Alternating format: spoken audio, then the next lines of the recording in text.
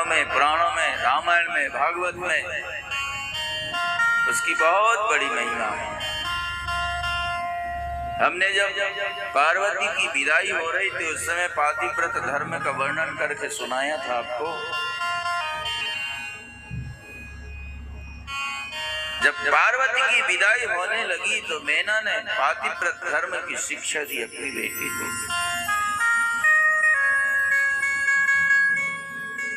शिक्षा के अभाव में ही सास बहू में विवाद होता है, परिवार में विवाद होता है, परिवार में अलगाव होता है शिक्षा के अभाव से। इसलिए हर एक माता का धर्म है कि वह अपनी बेटी को ऐसी शिक्षा दे ताकि उसकी बेटी दूसरे परिवार में जाकर के दूसरे परिवार को अपना परिवार बना, अपना ले।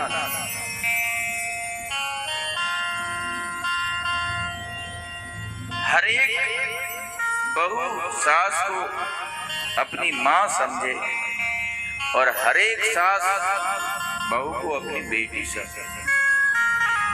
वही भी तो किसी की बेटी है।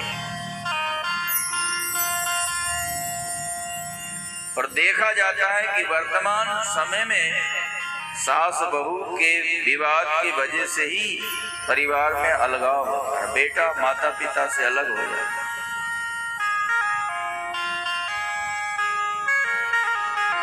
बहू कहती है कि इनका सम्मान करना था तो मेरे से शादी क्यों की, इन्हीं के साथ रहते मेरे से शादी क्यों की। ये सब नासमझी की बात है, समझदारी की बात नहीं है, शिक्षा की बात नहीं, उत्तम शिक्षा की बात नहीं है, तो नासमझी की बात है।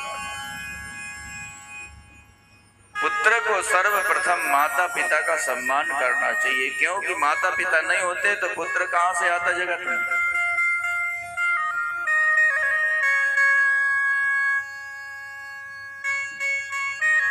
पर जो ना समझ बेटे होते हैं वो पत्नी के कहने से माता पिता को छोड़ देते हैं, उनकी सेवा छोड़ देते हैं, वृद्धावस्था में उनका साथ छोड़ देते हैं। जब उनको पुत्र की परम आवश्यकता होती है उस समय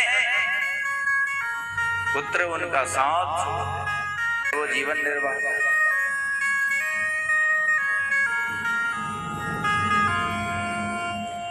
शिक्षा के अभाव से हम शिक्षा तो दें बच्चों को, शिक्षा के साथ साथ संस्कार भी दें। शिक्षा संस्कार के बिना अधूरी मानी गई है, इसलिए शिक्षा के साथ साथ हमारे जीवन में अच्छे संस्कार भी होना चाहिए। भगवान विष्णु ने उसका पातिव्रत धर्म नष्ट किया तुलसी का, तब जाकर के वह संग छोड़ देते मरा, संग छोड़ देते। क्या भगवान को पाप नहीं लगा? बोले नहीं लगा। क्यों? क्योंकि उन्होंने स्वार्थ की वजह से उसका पातिव्रत धर्म नष्ट नहीं किया, परमार्थ के लिए, समाज की रक्षा के लिए। संचूर्ण समाज को दुखदाई हो गया था, धर्म को नष्ट कर रहा था, यज्ञ नष्ट कर रहा था, देवताओं को दुख दे रहा था, अनाचार अत्याचार फैला रहा था, तो धर्म रक्षा के लिए भगवान ने उसका पातिव्रत धर्म नष्ट किया। इसका मतलब क्या है? इसका मतलब यही है कि भगवान के कहने का मतलब कि वह धर्म धर्म नहीं है, वह धर्म धर्म नहीं है जो अधर्म को बढ़ावा दे रहा। तुलसी हो, वृंदा हो, इनका जो पातिव्रत धर्म था वो अधर्म को बढ़ावा दे रहा था, अत्याचार को बढ़ावा दे रहा था। अत्याचार, उनके पति अत्याचार कर रहे थे, उनकी सहायता कर रहे थे, तो वह धर्म धर्म नहीं है, वह अधर्म है जो अधर्म का बढ़ावा देता, अधर्म का साथ देता। इसलिए आप देखेंगे महाभारत में बड़े बड़े धार्मिक व्यक्तियों को भगवान ने मरवा दिया। भीष्म पितामह, द्रोणाचार्य आदि, ये बड़े बड़े धर्मावलंबी धर्माचार्यों का वध करवा दिया श्री कृष्ण ने अर्जुन के माध्यम से। क्यों? ये सब अधर्म का साथ दे रहे थे। दुर्योधन अधार्मिक व्यक्ति था, अधर्म कर रहा था, इनका साथ दे रहे थे। तो भगवान ने अर्जुन के द्वारा कह कर मरवा दिया कि इनको मारो। वह धर्म नहीं है जो अधर्म का साथ दे, अधर्म का बढ़ावा दे। ये भगवान का उद्देश्य। भगवान तो धर्म रक्षक है, धर्म रक्षक।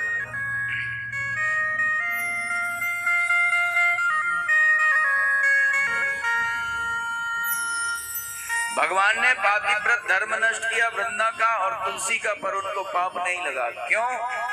परोपकार के लिए, परहित के लिए, समाज की रक्षा के लिए, धर्म रक्षक के लिए उन्होंने ऐसा किया। रामचरितमानस में एक ऐसा प्रसंग आता है, मरीचि मारीच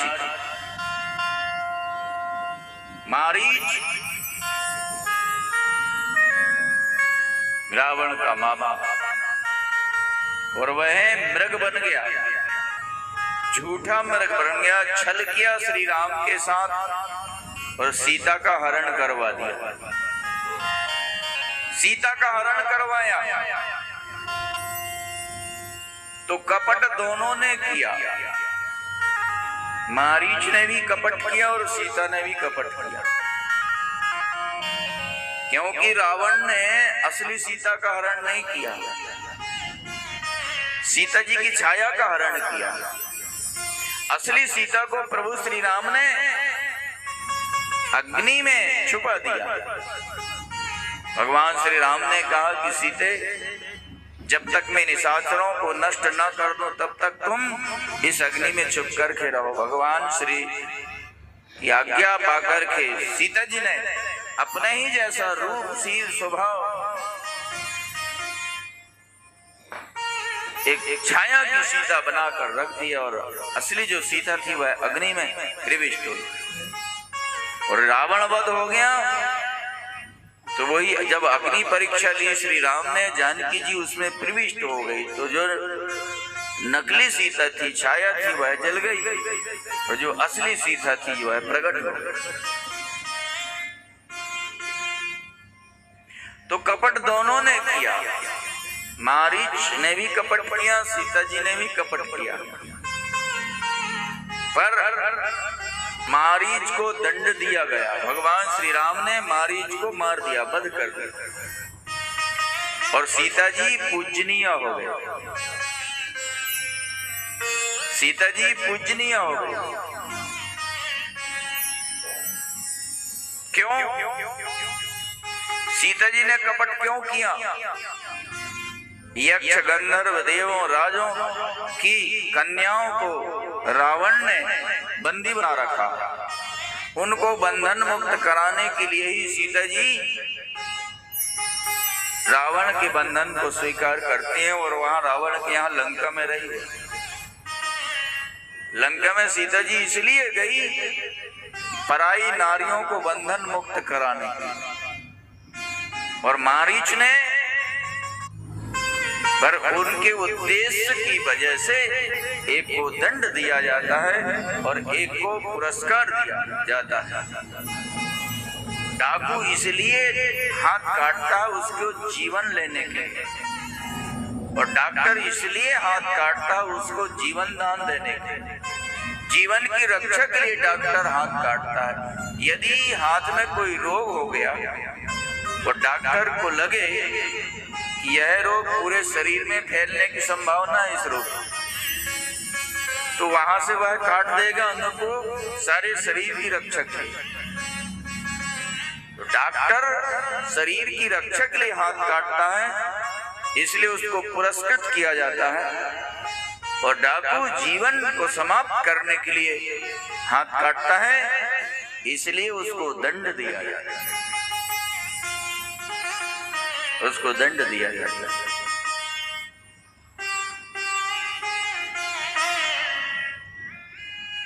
तो देखने में भले ही क्रिया जो है पापकारी होती है, पर उसका उद्देश्य अच्छा हो तो क्रिया के फल में भी बदलाव आ जाता है। एक संत जी एक गांव में गए, सारे लोग मिलने के लिए आए, प्रणाम किया, सबने अपनी अपनी समस्या बताई। महाराज, मैंने झूठ बोला है। बोले एक दिन मौन रहना, तुम्हारा प्रायश्चित हो जाए।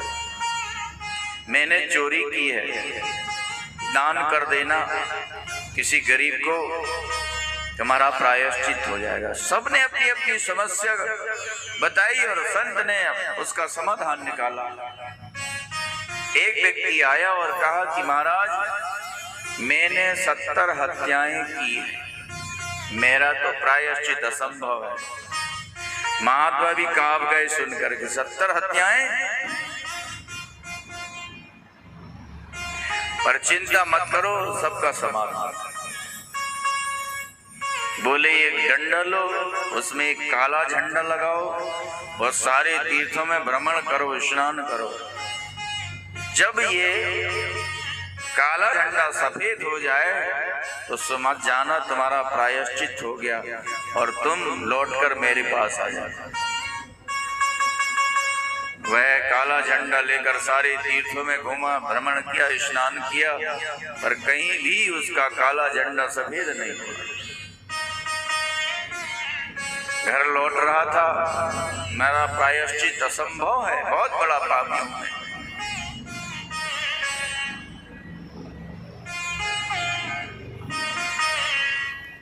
जंगल में भाई बहन लौट रहे थे, भाई बहन को ससुराल से लिवाकर ला रहा था, राखी का त्योहार था।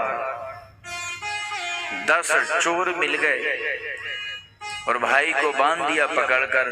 बहन के गहने उतार रहे थे सोने चांदी के। वह रो रही थी, चारों तरफ अपने रक्षक को पुकार रही थी। उसका जो रोना था उसने सुना, जो झंडा लेकर आ रहा, देखा पहलवान था, फरसा साथ में रखा था। क्या करें, इनको मार दें 10 को, बहन की रक्षा करें। फिर विचार में आया कि अभी 70 की हत्याएं की तो उसका प्रायश्चित नहीं हुआ, ये 10 और मारेंगे, पता नहीं क्या होगा। पीछे हटा। फिर उस बहन ने रोया, उसकी करुण पुकार सुनकर के इसको दया आ गई। पहलवान तो था, फरसा उठाया और कूद पड़ा। उसने 10 को मार करके गिरा दिया। भाई का बंधन मुक्त किया। भाई बहन उसके चरण पकड़कर रोने लगे कि भैया, आज तूने हमारी रक्षा की है, तू नहीं आता तो हम मारे जाते। भगवान तेरा भला करे, भगवान तेरा कल्याण करे।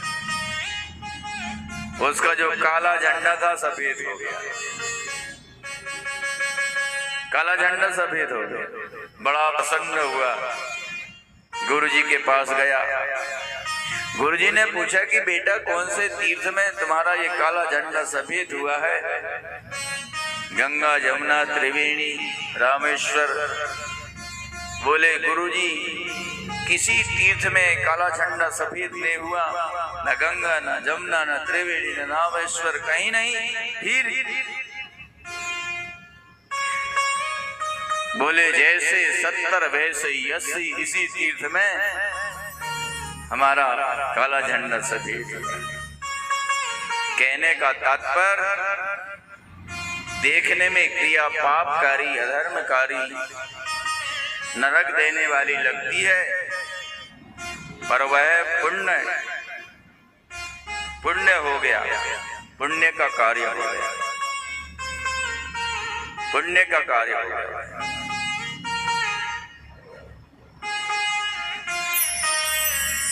पुण्य का कार्य हो गया।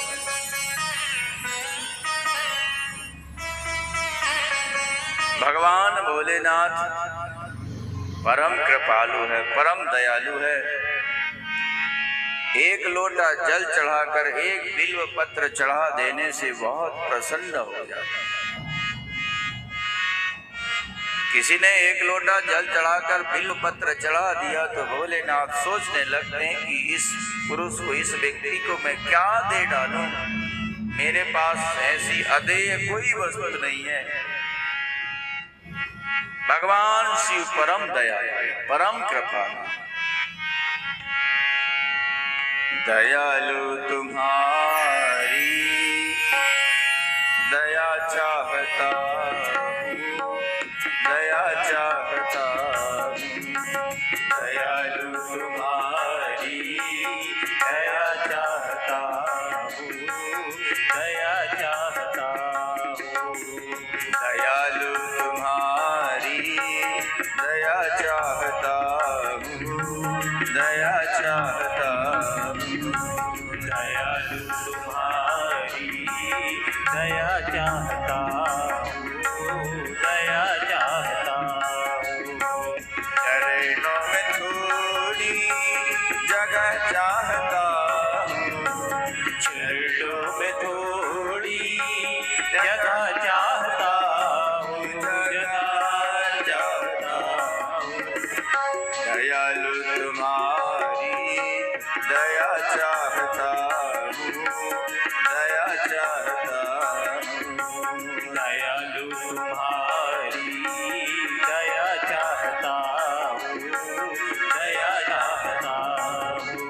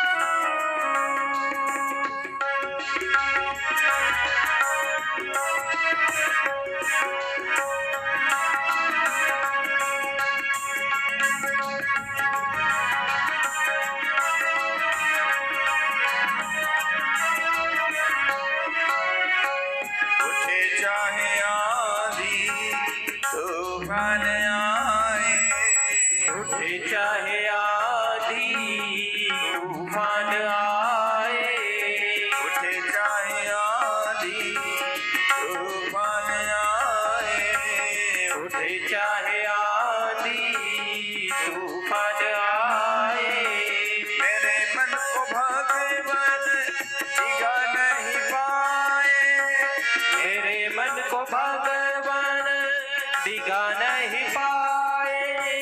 विश्वास ये सतना चाहता हूँ, विश्वास है सतना चाहता हूँ, चाहता हूँ। दयालु तुम्हारी दया चाहता हूँ, दया चाहता हूँ। दयालु तुम्हारी दया चाहता हूँ, दया चाहता हूँ। चरणों में थोड़ी जगह चाहता हूँ, चरणों में थोड़ी जगह चाहता हूँ, जगह चाहता हूँ। दयालु तुम्हारी दया चाहता हूँ, दया चाहता हूँ। दयालु तुम्हारी दया चाहता हूँ, दया चाहता हूँ।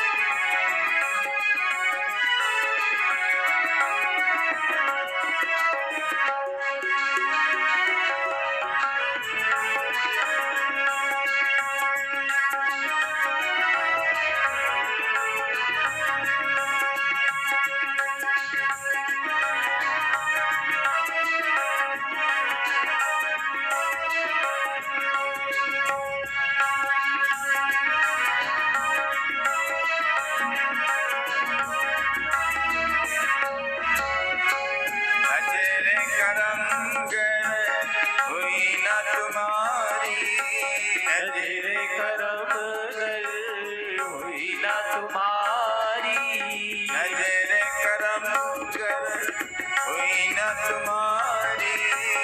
नजरे करम हुई ना तुम्हारी। रहेगी उजड़ती आशा की क्यारी, रहेगी उजड़ती आशा की क्यारी। खिले फूल गुलशन सदा चाहता हूँ, खिले फूल गुलशन सदा चाहता हूँ, सदा चाहता हूँ।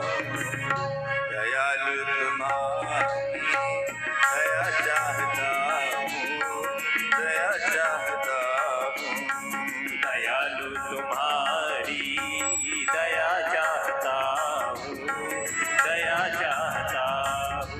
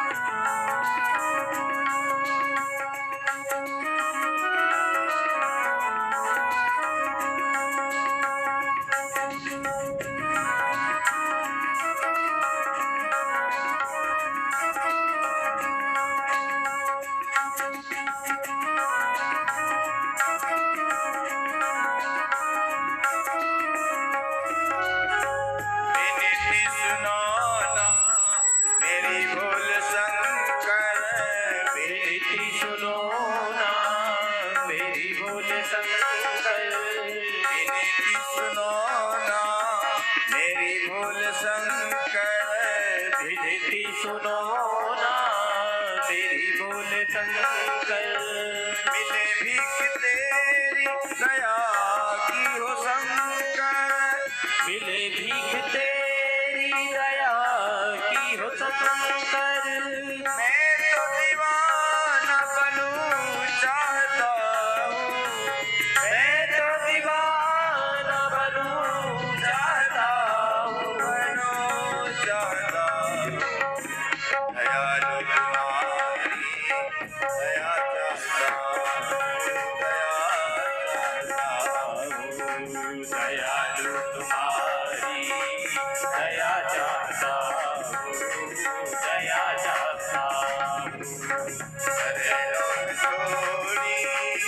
जगह चाहता हूँ, चरणों में थोड़ी जगह चाहता हूँ, जगह चाहता हूँ।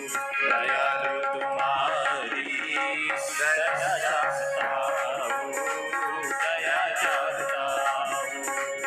दयालु तुम्हारी दया चाहता हूँ, दया चाहता हूँ।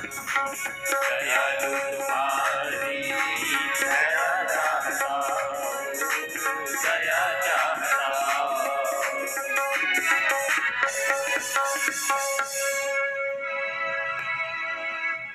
भगवान शिव परम दयालु।